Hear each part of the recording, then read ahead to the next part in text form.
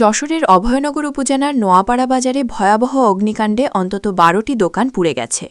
বুধবার রাত ২টোর দিকে নোয়াপাড়া বাজারের কাঠপট্টি এলাকায় এ ঘটনা ঘটে। প্রাথমিকভাবে প্রায় ১.৫ কোটি টাকার ক্ষতি হয়েছে বলে ধারণা করছেন ব্যবসায়ীরা। নোয়াপাড়া ফায়ার সার্ভিসের স্টেশন অফিসার শরীফুল ইসলাম জানান, রাত ২টোর দিকে নোয়াপাড়া বাজারের কাঠপট্টি এলাকায় আগুনের সূত্রপাত হয়। মুহূর্তের মধ্যে আগুন আশপাশের দোকানগুলোতে ছড়িয়ে পড়ে।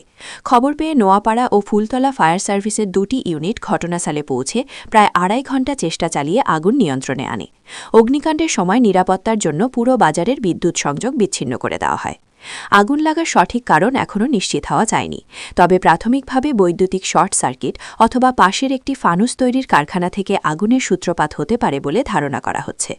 স্থানীয় ফার্নিচার ব্যবসায়ী মজরুল জানান, তার শোরুমে ১০ থেকে ১৫ লাখ টাকার ফার্নিচার ছিল, সেগুলো পুড়ে ছাই হয়ে গেছে।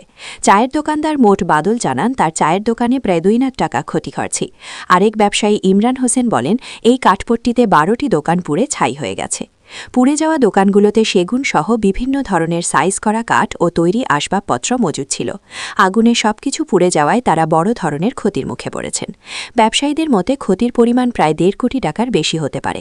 তারা সরকারের কাছে ক্ষতিপূরণ দাবি করেছেন।